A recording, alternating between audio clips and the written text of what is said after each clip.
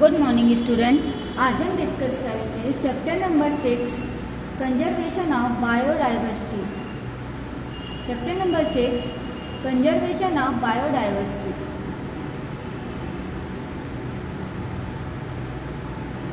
A large variety of plants, animals and microorganisms are present on the planet Earth. These are living natural resources. In addition, there are other natural resources such as air, water, land or soil and sun's energy. These constitute the non-living natural resource. हमारे यहाँ जिस हम atmosphere में रहते हैं वहाँ पर बहुत सारी वैरायटी के प्लांट्स हैं, एनिमल्स हैं, माइक्रो ऑर्गेनिज्म हैं हमारे अर्थ के प्लैनेट में। तो they are living natural resource. कुछ लिविंग भी होते हैं, कुछ नॉन लिविंग। तो plant, animal and microorganism क्या हो गए? Living natural source. इसके अलावा air, water, land and soil and the sun energy are non living natural source. ये देखिए, ये हमारे नॉन लिविंग हो गए। ऑल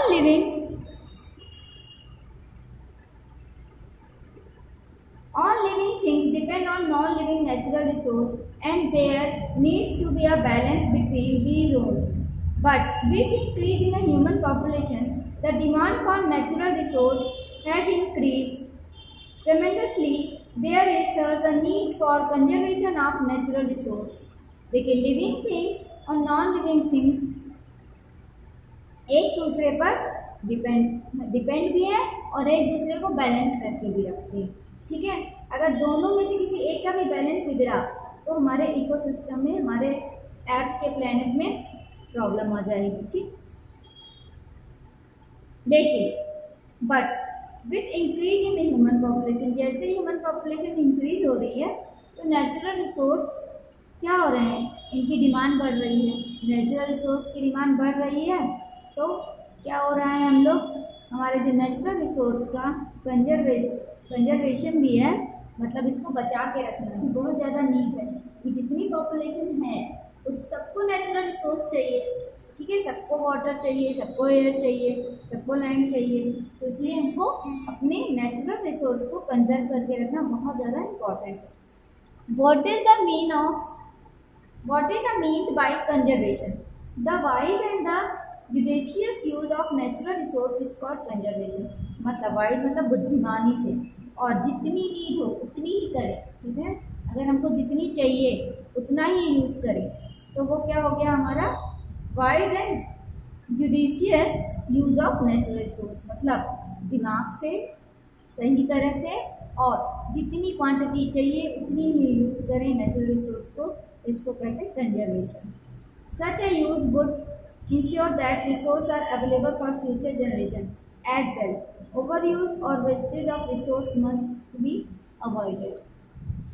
देखिए, नेक्स्ट जनरेशन के लिए भी नेचुरल रिसोर्स चाहिए, लेकिन हम ही सब खत्म कर देंगे तो हमारी नेक्स्ट जनरेशन क्या नेचुरल रिसोर्स यूज़ करेगी? तो over use and wastage of resource avoid करना चाहिए। Conservation is broadly aimed at 2 aspects.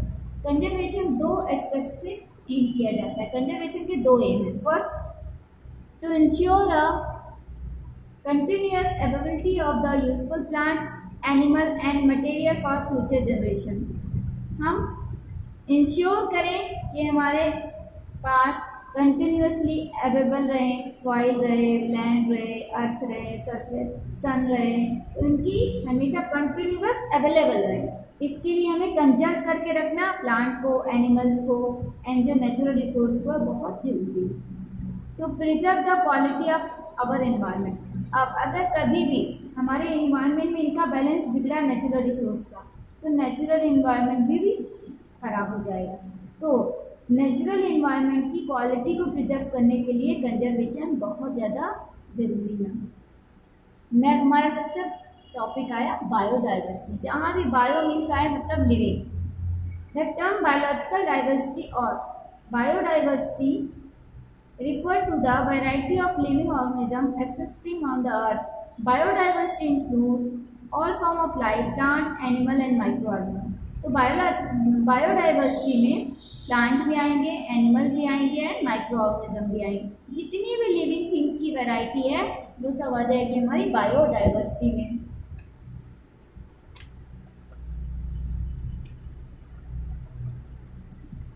Biodiversity is not disturbed uniformly across the globe. Some area have greater biodiversity than the other.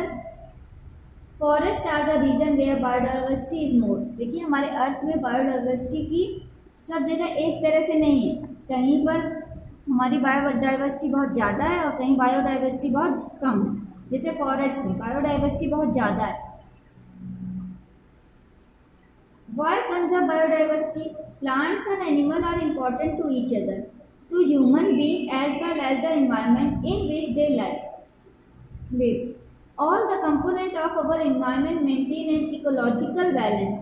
Different organisms are dependent on each other, directly or indirectly. Plants and animals हमारे लिए बहुत ज़्यादा important हैं। क्यों? क्योंकि हम environment में रहते हैं और इन्वायरमेंट अगर कंजर्व रहेगा तो हम भी कंजर्व रहेंगे। ठीक, हम जिस इन्वायरमेंट में रहते हैं अगर हम इसको ही हार्म करेंगे तो हम पे भी तो इफेक्ट आएगा ना। All the components of our environment, सब सारे जो कंपोनेंट है हमारे इन्वायरमेंट पे वो हमारे इन्वायरमेंट के इकोलॉजिकल बैलेंस को बनाने में हेल्प करते हैं। ठीक, तो अगर हम किसी का भी बैलेंस बिगाड़ देंगे तो हमारे इन्वायरमेंटल बैलेंस बिगड़ जाएगा। सब एक दूसरे से कनेक्टेड है। Plants are source of food, cereals, vegetable, pulses, fruit, nuts, oil, tea, coffee and spices, medicine, fodder, fibers, timber, fertilizers, rubber. Plants हमारे फूड के सोर्स हैं, जैसे cereals, vegetable, pulses, fruit, nuts, oil, tea, coffee and spices हमको किससे मिलता है? Plant से। Medicine, fodder, fibre, timber, लकड़ी, फर्टिलाइजर एंड रबर, ये सब हमको प्लांट से मिलता है। एनिमल में भी हमको कुछ कुछ देते हैं। एनिमल प्रोवाइड करते हैं हमें meat, fish, egg, milk, honey, ivory and the silk. Biodiversity is also important in the following ways. Biodiversity हमको इस वेज से इम्पॉर्टेंट है। क्या क्या वेज है वो? Help to regulate climate, rainfall and wind. Climate को रेगुलेट करने में, रेनफॉल को रेगुलेट करने में एंड विंड को रेगुलेट करने में हेल्प करती है। Purify air and water, air और वाटर को प्यूरिफाई करती है। Helps in cycling of nutrient, nutrient को साइकिल, जैसे हमारी साइकिल चलती है ना न्यूट्रिएंट की, एक पूरी साइकिल चलती रहती है। हमने नाइट्रोजन साइकिल पढ़ी, फास्फोरस साइकिल पढ़ी, तो साइकिल को चलाने में हेल्प करती है। Help in the cycling of nutrient. Help to preserve soil fertility, soil की फर्टिलिटी मतलब सॉइल कितनी फर्टाइल है, क्रॉप प्रोडक्शन उसमें सही हो रहा है कि नहीं, इसको प्रिजर्व करके रखती है। Forms food chain and food web, इस food chain and food web अभी हम नेक्स्ट चैप्टर में पढ़ेंगे।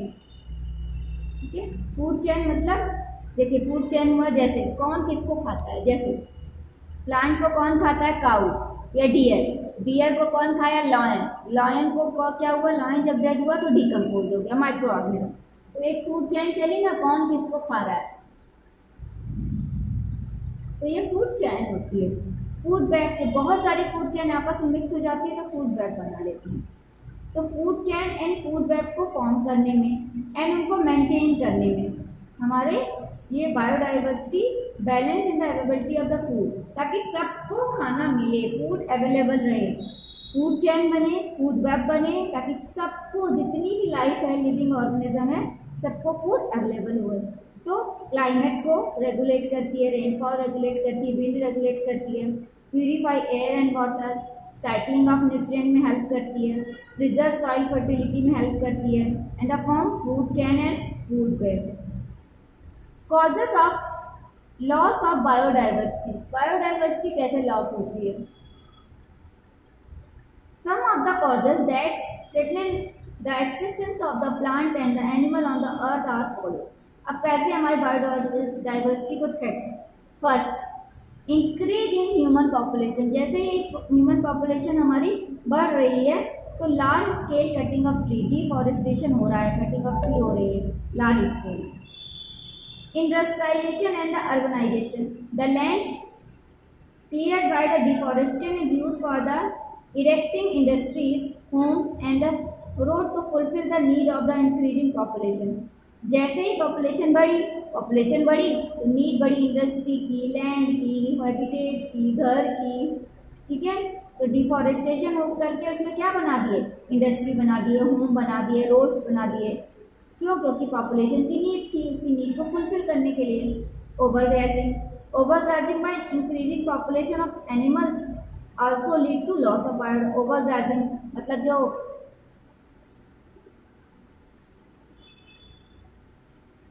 जो प्लांट ईटर होते हैं वो क्या करें, बहुत ज़्यादा अगर किसी भी लैंड में वहाँ पर बहुत ज़्यादा ग्रेजिंग कर ले तो उसको कहते हैं ओवरग्राजिंग। इससे भी हमारी वहाँ पर क्या हो जाता है, बायोडाइवर्सिटी का लॉस होता है, क्योंकि वहाँ पर जो प्लांट हो रहे होंगे उनको सब खत्म कर देंगी ओवरग्राजिंग से।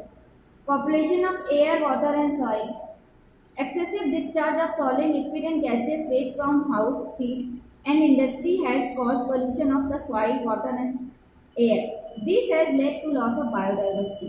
पोल्यूशन चाहे एयर का हो, चाहे वाटर का हो, चाहे सॉइल का हो, तो सॉलिड, लिक्विड या गैस वेस्ट हाउस का हो, फील्ड का हो या इंडस्ट्री का, ये सब पोल्यूशन कॉज करता है, जिससे लैंड, वाटर और एयर की बायोडाइवर्सिटी लॉस होती है। Habitat destruction. Habitat destruction due to the deforestation के कारण, इंडस्ट्रियलाइजेशन के कारण, कंस्ट्रक्शन ऑफ डैम के बनने के कारण, कंस्ट्रक्ट होने के कारण, एंड नेचुरल डिजास्टर। जैसे नेचुरल डिजास्टर मतलब earthquake, flood, drop and cyclone आने से a large number of the habitat of living organism have been destroyed. बहुत सारे लिविंग ऑर्गेनिज्म का हैबिटेट डिस्ट्रॉय हो जाता है, घर डिस्ट्रॉय हो जाता है। तो this has resulted in the loss of biodiversity. इससे भी बायोडाइवर्सिटी हो जाती है, लॉस हो जाता है बायोडाइवर्सिटी का। क्यों? क्योंकि अगर हैबिटेट ही लॉस हो गया तो बेचारे रहेंगे कहीं, नहीं रहेंगे तो उनकी क्या होगा, सीधे सीधे उनकी प्रेजेंस खत्म होती जाएगी। Hunting and killing of animals. Animals को हंट करके उनको किल कर देने से किसके लिए करते हैं, मीट के लिए, स्किन के लिए and other useful body parts. तो उसके लिए क्या होगा, हमारे लॉस ऑफ बायोडाइवर्सिटी हो रहे हैं। कई ऐसे एनिमल्स हैं जो बिल्कुल ही ख़त्म हो रहे हैं। ठीक।